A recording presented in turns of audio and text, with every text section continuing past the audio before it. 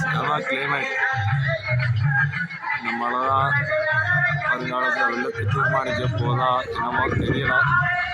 போன வருஷம் இதே மாதிரி ஒரு வாரம் கிளைமேட் இருந்துச்சு. அடுத்த வாரத்தில் ஒரே நாள் மழை ஊற்றிச்சு. தூத்துக்குடி தென்காசி மாவட்டத்தில் அதே போல கிளைமேட்டு